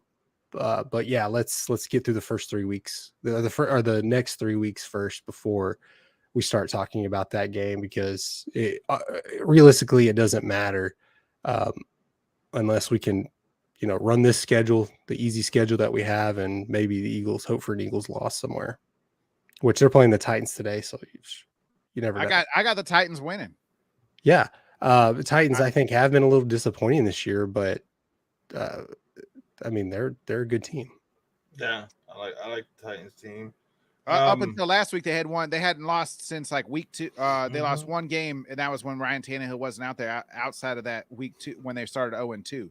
So I mean, they're right there.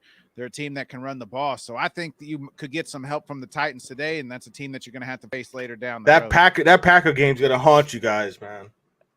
Yeah, and it's not even that they played bad. I mean, they had a 2-touchdown lead in the fourth quarter, and then the defense gives it up out of.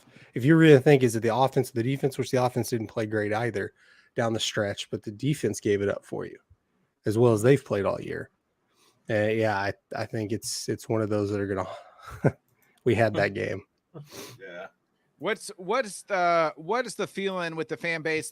Is Zeke or Pollard? Is it split? Is everybody on the Pollard? Get rid of Zeke. I'm on my brain says try to keep both of them and keep using both of them. If you can, I mean, you're talking about keeping them after the season because both of their contract. Yeah. Well, yeah. Zeke still has one more year, but you can easily get out of his contract without paying a whole bunch. I think they're just going to try to restructure that if they can. The only problem with Zeke is he gets paid a lot of money. He's a great running back in the sense of the two-headed monster they have going. I know a lot of people are back and forth that Pollard should be starting, but really it doesn't matter. Yeah. It doesn't matter. They have close to the same amount of carries. Pollard has had more snaps in the last few weeks, obviously because he's come out as this big receiving option for the Cowboys. But no, I think having them both on the field, it takes some of the pressure off of Dak. Before the past few years, it's been Zeke. And then he's kind of gone down. You're like, let's go to Pollard. But having them both on the field has been great. Zeke on Thanksgiving has had one of those retro performances, nearly getting 100 yards, scoring a touchdown. I hope they keep both of them. I think it's more likely that neither of them are on the roster next year. I don't know if Zeke's going to take less money and Pollard's going to want a big paycheck. Yeah, he's worked his way to deserving, and he deserves some money. Yeah. I've been a Pollard fan for a few years now. It's going to be interesting where the NFC seedings in the playoffs are going to be interesting as far as the possible matchups. I mean, I know you would hope to catch the Eagles in the division, but I mean, who are you trying to avoid as the first round matchup in the playoffs? The Buccaneers come to mind just because Tom Brady, even though he's looked terrible, even in his first year in Tampa, he didn't look great until the playoffs. I say that not considering week 1 at all. That was a really, really weird week because the Buccaneers didn't even play good. Our defense played pretty good. Dak was, he just didn't show up. He was there in body, but not in mind or spirit. I don't expect that kind of performance if they play him again. Right now, I think the seeding has them playing Tampa. Yeah. I'll take it, but I would much rather play in Atlanta. Who else could we play? Minnesota, depending on the seeding with you and the I'll take Giants. Minnesota. You got Minnesota or possibly even San Fran. Yeah, I don't want San Fran because it's in San Francisco. Although San Fran on the road, I mean, they travel well. It's, as you can see every time, the biggest mistake the Cowboys make, especially last year, is trying to do a whiteout when you're playing the 49ers, because that just let the red just stick pops out. Yeah. a lot more. Like, why don't you just tell everyone to wear dark blue? But Price, San Francisco's number one, who I don't want to play. I'd probably prefer Minnesota over Tampa. Yeah. I'm not sure why. That's it keeps saying alarms are ringing. Like, we beat them. If it was a close game, probably wouldn't be able to happen again. But it's like we have their number. And knowing it being a Cowboys game, we might get a primetime game, and Kirk Cousins. Yeah. And the prime time isn't. Man. Yeah. So I'm just afraid of Tom Brady in the playoffs. Oh no, I feel you on that one. So what's up? What's some of the prediction, and then let the people know where they can find you, bro. Oh man, prediction. I've been going back and forth, not on who's going to win, just more on. Yeah, can me and Rob do our post game at halftime? Yeah, I hope so. I mean, they played the Colts a few years ago, and so do we. Trust me, bro. So do we. Well, let's see. A couple times ago, they played the Colts, and it was pretty much like that. I think they had Andrew Luck. Andrew Luck had more interceptions than Tony Romo had incompletions. Wow. And it was a blowout. Then the last time they played them, the Colts shut out the Cowboys. It was like 20 or 30 something to nothing. So go figure. I think it's going to be high scoring, the 38 Cowboys, maybe like 20 Colts, but that 20 comes on a lot of prevent defense. Maybe the Colts get 10 free points in the fourth quarter, something like that. I do think it's going to be a blowout.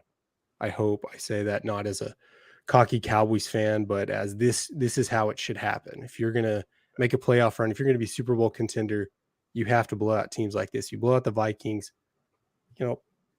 quit jacking around against crappy teams. Play a good, handle your business. Don't give us anything going into next week where we're like, well, can they beat the Texans? They just screwed around. Right. You can reach me, as you can see right there, at Ashton_Nix on any social media platform, and then you can follow our podcast at Sports Page Radio. Appreciate you coming on, bud. No problem. Enjoy the games today, man. You get to sit back and chill all the way until tonight, bud. Yep. That's the fun time. All right, bro. Hey, see you later. Thanks, appreciate it. Thanks for having me on. All right, bud. All right. Go ahead, bro. Hey, Johnny, we'll go ahead and we'll get into our guy. He showed up. I hope his defense shows up quicker than he did today, because I don't know if it was Dan told him the wrong time, but I had him scheduled differently. Either way, we got to bring on our guy, Italy Jet. Hey, appreciate it. And I'm going to bring in, because I know it's late over there. Yeah, bring them both on. Hey, we're going to go ahead. We're going to bring in, you guys know, friend of the podcast, friend of the show, Mr. Paul Hope. Paul, what's up, my friend? We're going to start with this Jets-Vikings game, and then we'll end you and Johnny battling it out for, that big Dolphins-49ers game. Hey, how we feeling today about the Jets playing Minnesota? Justin Jefferson versus Sauce Gardner. Is that the key? It's one of those games where it's like it could go either way because it is the Vikings, but the Jets are looking good right now. I think that's going to be a big key is Jefferson and Sauce to see what Jefferson is made of, see if we can hold them, and see if Sauce can come up big. I'm not really worried about the Vikings defense. Yeah, you ain't the only one that's not worried about the Vikings defense. I've been back and forth with the Vikings. Like I mentioned to Rap earlier when we had him on talking Vikings, but they seem to find a way to win. Yeah. I like the way Sauce has been playing. I mean, I wasn't expecting him to be this good. I mean, the kid got talent, but Yeah. he definitely fits in with the swag in New York. He's definitely, I'm saying, he's definitely feeling that vibe there. But you gotta get him some help with Justin Jefferson, don't you think? Or you think they're gonna be bold and just let him go one-on-one? I think they're going to do both because you still got to worry about Thielen and you still got to worry about Cook and you got to worry about Hutchinson at tight end. So it's one of those things where they got some weapons, but I think we're going to be fine. We got weapons too. So I think it's going to be spread everything and just guard who we can, because if you could just be physical against Cousins, like, he's going to have a bad game. So like I said, I'm not worried. Mike White, Mike White, the guy going forward. It's one of those things where I'm taking it game by game. This happened last year. He had a good game against the Bengals, then he got hurt against the Colts, came back against the Bills, and it was bad. So we'll take it game by game. But the only difference is between this year and last year, this year we got a playoff team. Last year we didn't. So that's a good key going forward. What's the status then? What the hell do you do with Zach Wilson? Like, that's the best way I can ask. Paul, you can chime in on that one, Jay, too, because that's a mystery to everybody, man. Everybody's got an opinion on Zach Wilson.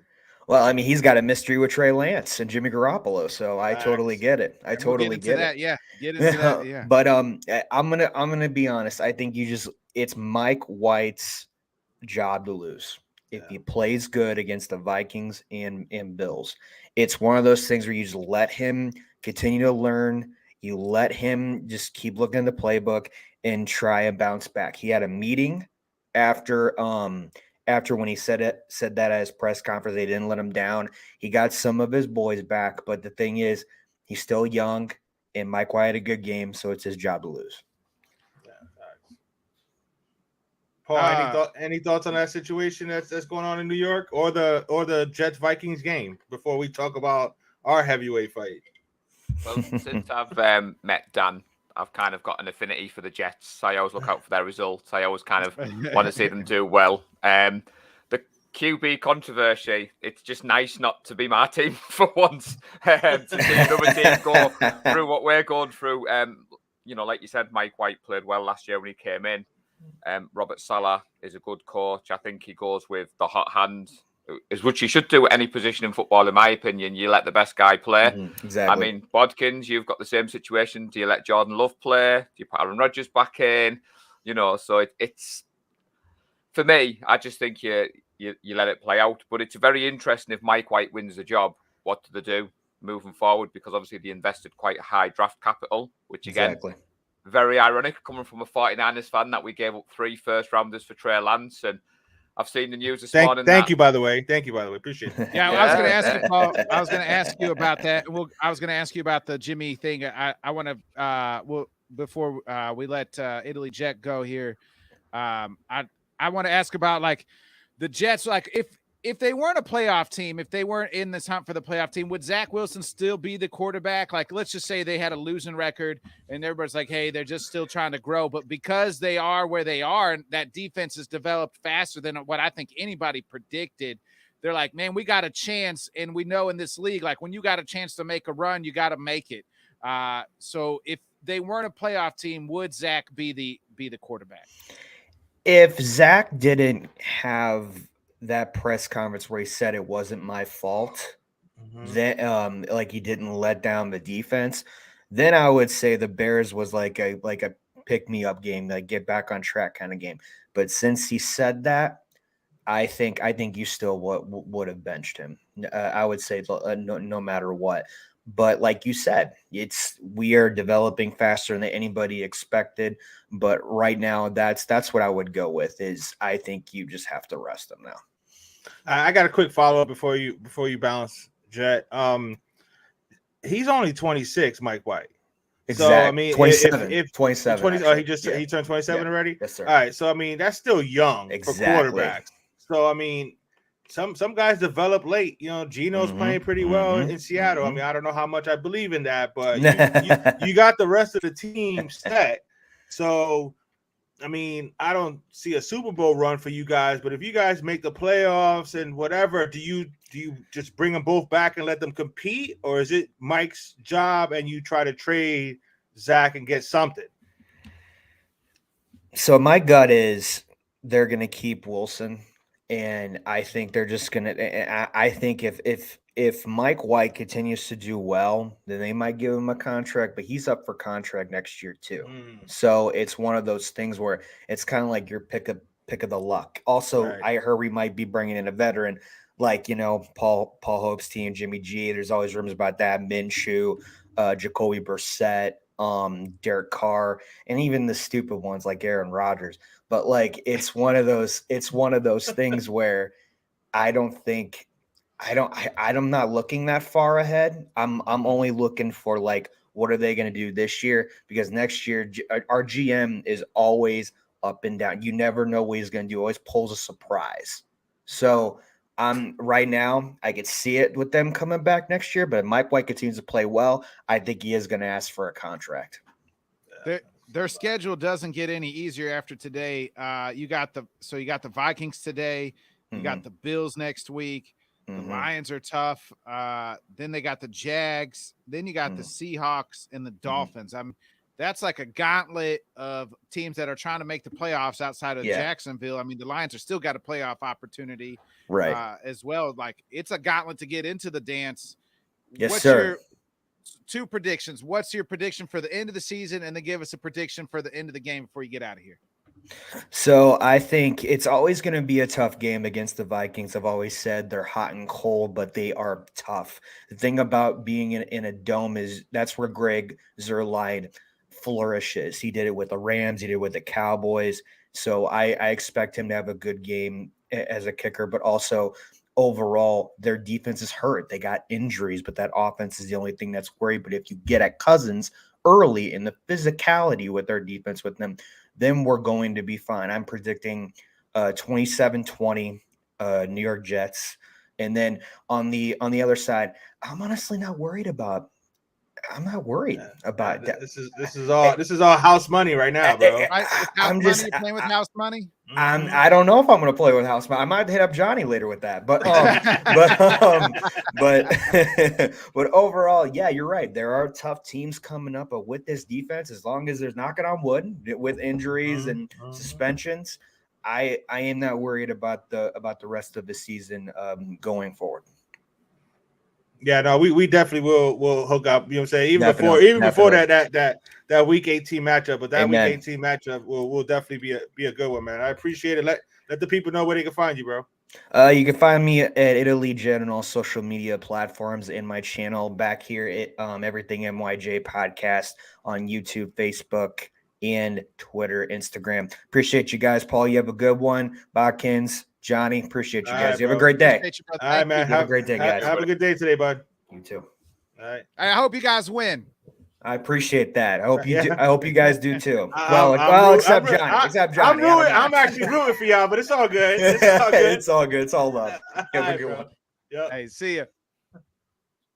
Paul, I mean, your team can't stay out of the headlines with this quarterback controversy. You alluded to it. You're jumping the gun. Obviously, that's the first question I got to jump to. Jimmy, back with the 49ers next year. Mutual interest between both, or is that just smokescreen? We got to tell him that because, well, he's our guy the rest of the way this year. Well, before I answer that, you gave me a heart attack when you were announcing he's turned up on time. Is he late? I was thinking, Dan told me 5 o'clock, and I was dead on time for 5 o'clock. So first of all, I was like, what? No, you good. You're on time, Paul. You were on time.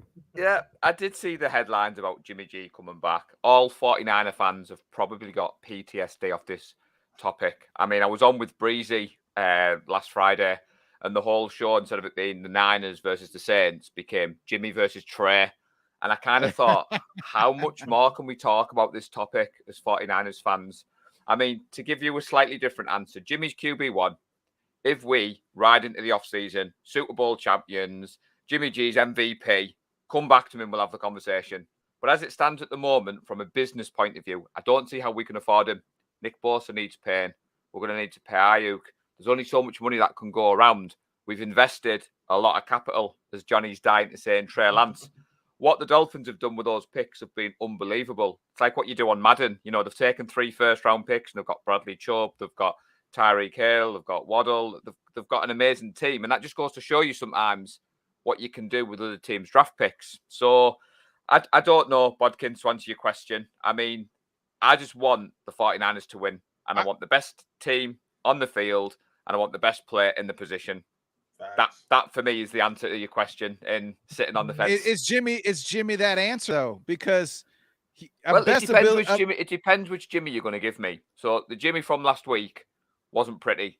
We got away Jimmy with from a Monday couple. night was super great. So from Arizona game.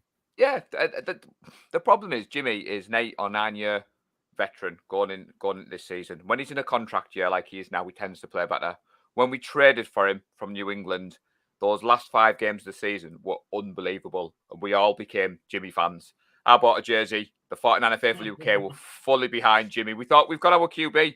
That Super Bowl run in 2019, we were all fully behind him. But obviously, if you look back through, he's had some injuries, which you can't help in the NFL. But the best, and if you've got to be available, there's no good being on the team if you're not available. Yeah. So for me, the reason we've invested that draft capital as well is Jimmy's shown the certain throws he hasn't got in his locker. You go back to that Super Bowl against the Chiefs. Sanders wide open. You go back to, we played the Bills on a Thursday night, and Josh Allen put a masterclass on against us. And I still stand by that was the day that Kyle Shanahan decided, I want myself one of them. I want a QB that can extend plays with his legs, has got a cannon for an arm, and can basically lead the team. And Jimmy can't lead the team. I might get some hate for that. Jimmy is a serviceable QB that if he does things right and the game plan's set up right for him, it's good. We're going to this game tonight. Yeah, go on, sorry. I was going to say, but you don't know if Trey can do that. Like, I mean, we haven't seen Trey Lance hasn't played a football, like a full season length of football in over 3 years once he comes back. But the problem is they've invested the capital. So for clarity, I don't do college football. My good lady puts up with me doing NFL, doing all the podcasts. There's no way I get away with watching college football. So what I do is when draft season comes around, I tend to go to the experts. I tend to go to my friends who watch the college football. And I have a good friend who's a Rams fan. So for clarity, as soon as we traded for Trey, he texted me and said, if that kid can be as good as I think he's going to be dangerous in your offense. He's exactly what I think Kyle Shanahan wants. And I hold on to that because he's a Rams fan. He does not want to see the 49ers succeed with that QB. And obviously, like you've said there, we haven't seen. I mean, obviously, he got injured. The injury he had was a freak injury. Hopefully, he comes back from it. My gut reaction is Kyle and John have invested too much capital. So if you go down the route of, we signed Jimmy to a super new young contract, we give him a load of money. Teams aren't going to come in and give us back what we gave the Dolphins. And then where does that leave you? And like I've just said, Bosa's going to need paying. Ayuk needs paying. For me, if it's a choice of, right, Paul, you can keep Jimmy G, I can keep Nick Bosa. See you later, number 10. 97. You're going nowhere. The scenario that you let out, if he leads you to another Super Bowl, and let's just say this time you win it, Jimmy ain't coming back on no team-friendly deal. Like at that point in time, I think they still let. Sorry, I think they still let him walk. I spoke to you about this before the season, Paul. We talked about when Trey got hurt. What if Jimmy leads them and win and use? I agree with that now. I think even if they win a title, I think they invested so much in Trey Lance that they'll just be like, all right, Jimmy, appreciate you, and then maybe try to get some type of value by trying to sign and trade type thing or something like that. They're gonna ride and die with that kid. They're going to go with Trey Lance. Jimmy's an unrestricted free agent. I think what it does for the culture of the 49ers, so say we have a good ending to the season, regardless of the Super Bowl, good playoff run. Jimmy leaves, he goes to the Jets, for example. He signs, super duper 5-year contract, $100 million deal. Jimmy gets paid. Jimmy gets the bag. Players look at the 49ers and think, they stood right by Jimmy. The culture, the locker room, and the business element of it. But I don't see Jimmy coming back, personally. But I don't either. To be honest, Bodkins, as a fan in the UK, I said this probably this time last year. So what the hell do I know? I've got 2 10 Jimmy jerseys that I never thought I'd ever get to wear again. and they're back in the rotation, I might stick a Jimmy on for tonight because it's. Hey, I hope 20 Jimmy past. leads. I hope Jimmy leads to one championship, and that's my fantasy football championship because I got him and Brandon Ayuk. So, hey, you 49er fans may not respect him, but I'll respect him if he leads my team to a championship. Paul, He's been getting a lot of love, Bodkins, Jimmy. He has been, especially in our group. So there's a couple of diehards who are Jimmy fans, but there's a couple of people who are known Jimmy haters, and they've come round. What I liked about this year, and even the content creators on the other side of the pond, we've all got behind our team. Jimmy is QB1. So I was quite shocked to see that conversation drop today because, to be honest, when Dan extended the invitation, I was looking forward to coming on talking with Johnny because Johnny's going to be bullish. The Dolphins are coming into town. They're feeling full of confidence. But are they going to be prepared to be smacked in the mouth in the rain in Santa Clara? And that's what I was getting ready to ask you, Paul. What's your thoughts on today's game as Johnny's Dolphins, that high-powered Dolphin offense?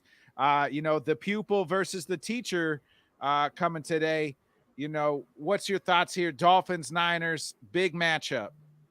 Looking forward to this one. As soon as it was on the schedules, looking forward to it. I've been impressed with what the Dolphins have done.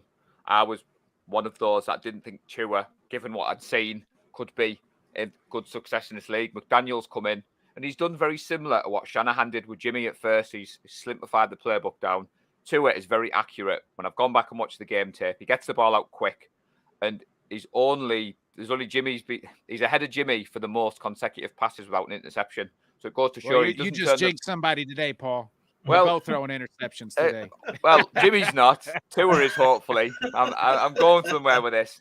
But for me, obviously, the two starting tackles out will be a concern if I was Johnny. I mean, obviously, our defense is set up with that front seven. Nick Bosa's looking hungry. Drake Jackson's looking good. Armstead is due to play today. So we have struggled on 3rd and short. So we've been elite, Bodkins, and every metric in defense, apart from 3rd and short. So we can change that today. The weather could play an impact. I was half joking. I live in the northeast of England. It's always raining and grey and cold and damp. So it's quite ironic that two of my good friends, Lee Gowland and Nick Ludlam, are over there tonight for the game. So they're expecting California sun, and instead they've got the good old British weather they've brought with them. So that could have an impact. I think it's going to be a close game. I think it's going to be 3 points between it. So if you want me to stick my neck on the line, I've gone for a Niners 27-24 victory. But anybody who knows me, Johnny, knows I always call the Niners win. But I do think the keys for us is we have to stop the deep ball to Tyreek Hill. We all have PTSD from that Super Bowl. We have to make Tua uncomfortable. We have to get after him. We have to blitz him. We have to get the pressure on.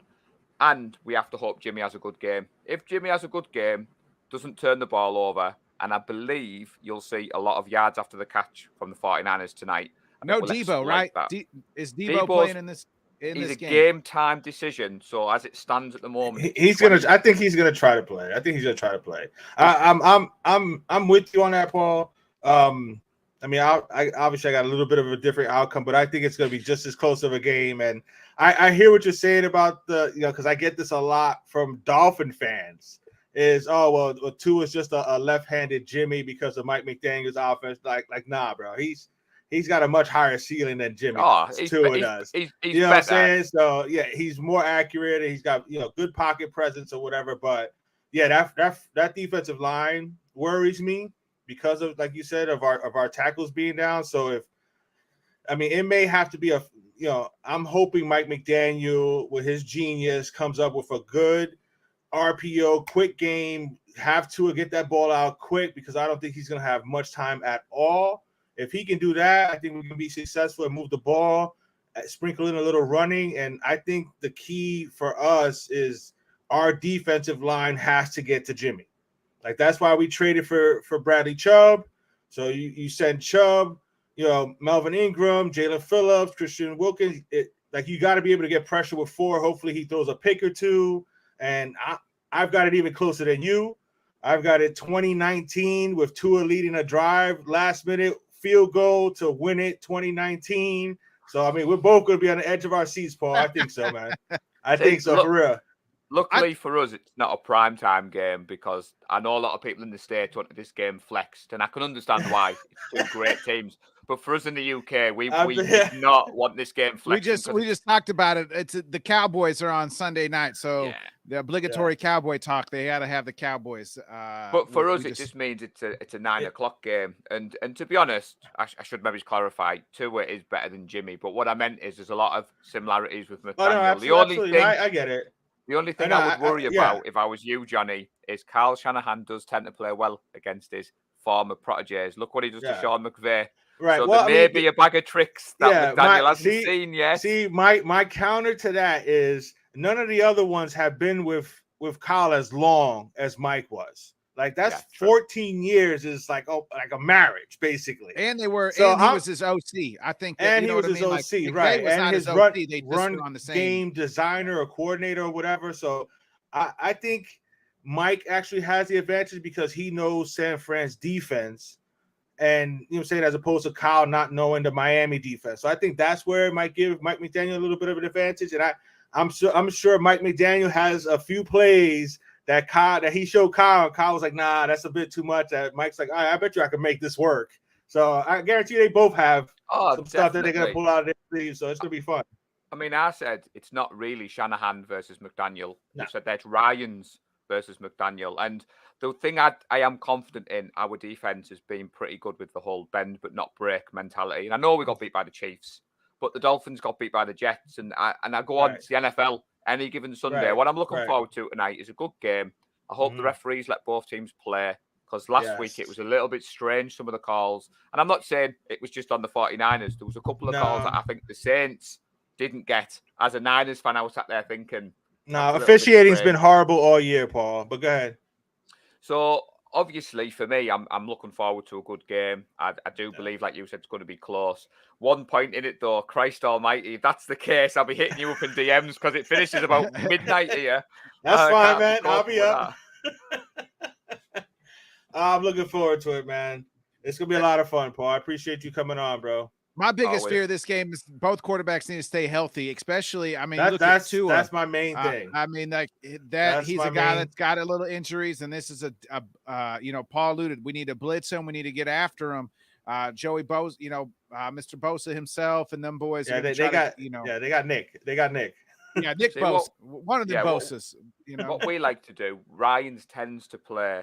He tends to like to send 5 while playing cover 1 behind. Since he's got Ward. So we tend to rush with 4, with 5's the maximum. But I do think Fred Warner has been awesome.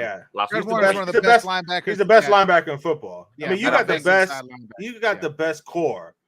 You know what I'm saying? All of your linebackers are good.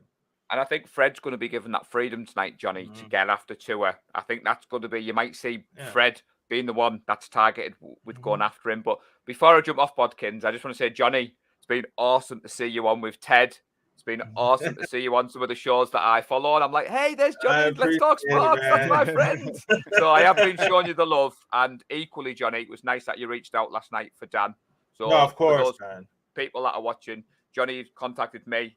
Even though I live in England, it's still a good 5-hour drive for me. I'd contacted Gary, who was in the 49er Faithful UK. So between us all, we managed to get the network of messages. And this morning, it was great to wake up to the news from Dan to say that he's doing all right and he appreciates us checking in. So it just goes to show you, Bodkins, the community that this guy's created and that we're all pulling for each other. Reached out to Dan at least twice a week to make sure he is, doing all right. So that's my boy, man. I hit him up. I hit him up pretty much every day. I holler at Dan to make sure he's good and stuff. So yes, I appreciate you bearing with me, you know what I'm saying, showing some concern last night, but I had to check out my boy and make sure that he was good. So I was more than happy to wake up to that this morning. So got some good news this morning. Hopefully I have some good news later on tonight with a Dolphin victory, and I can go into that Sunday night game just chilling. I was going to say, Bodkins, in about midnight UK time, if you just want to check in on Johnny, because he might have gone a bit quiet when Jimmy G's led the. Well, I got a show later on too, man. So I may just let the guests talk. Yeah, you guys talk. I don't even want to talk to nobody. But I appreciate you having me on. Obviously, everyone knows, big 49ers fan. Love what you guys are doing. And like you said, looking forward to a good game. And I'm sure whichever way the game goes, Johnny, we'll be in each other's mentions, DMs. Absolutely, man. This is a Super Bowl preview, bud. Oh, I like it. And Bodkins, Jordan Love or Aaron Rodgers, before I jump off, who do you want to see? One's a future Hall of Fame quarterback. One is just a kid. Is that? I like it.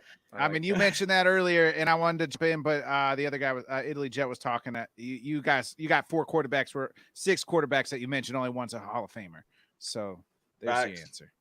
I like it. I'm a Rodgers fan. I just thought I'd ask because I've got a friend in the UK he's a similar mind frame when me and you spoke the other week, and you were like, "Yeah, the season's just not how I wanted it." It is. So. It's awful. It is awful. And I mean, do I think the kid could play? He looked good last week. I mean, in the limited, he looked improvement. But Aaron, if he's healthy and wants to play, you owe him everything to let him play. I think if once we get eliminated from the playoffs, then it'll be a harder sell to say, hey, Aaron's banged up, but I let Aaron play. You owe it to him. If he wants to play, you let him play. You owe it to him. That's just what it is. He's the Hall of Fame quarterback. Do they pick up the 5th-year option?